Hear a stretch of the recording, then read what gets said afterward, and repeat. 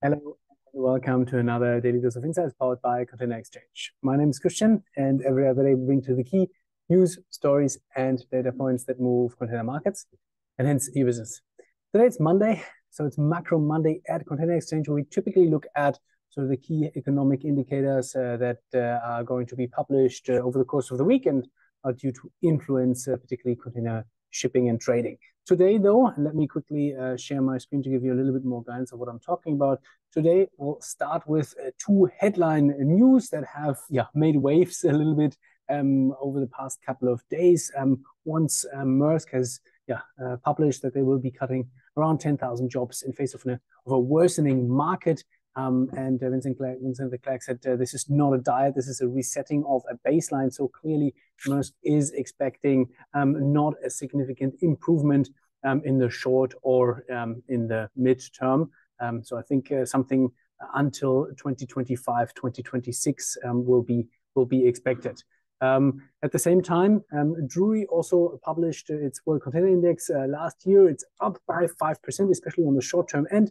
But those gains are very likely to be short-lived due to the massive incoming vessel capacity that is being delivered until the end of this year, and then also beginning of next year. Some of those vessel deliveries are purposely pushed into next year to be able to show a new build date 2024 for those vessels. But the capacity is coming, and scrapping is still very, very low. Scrapping capacity where old vessels are essentially sent to the graveyard. It's still very, very low.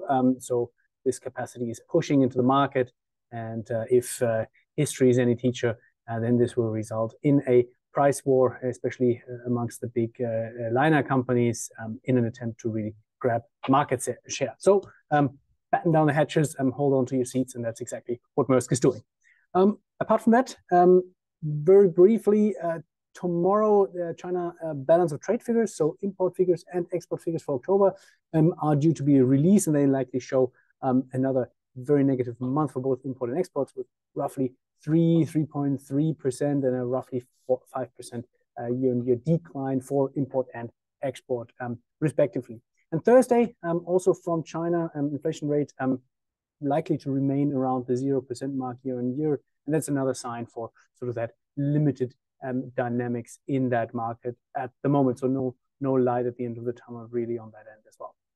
And then Wednesday, inflation figures for Germany. So I'm just mentioning that because it's so close to home, will show further cooling from a 4.5% to a 3.8% year-on-year inflation. So that is, it's good news because it means that sort of an end of the tightening cycle of the ECB is likely up on the cards, but it also shows that really sort of growth dynamics in Europe, but particularly in Germany, are struggling. And we've seen that also over the past 2 to 3 weeks in economic indicators. Europe really having troubles on the economic side. That's it from me, from us for today. Stay tuned for the rest of the week. Talk to you on Wednesday, and have a good day. Take care.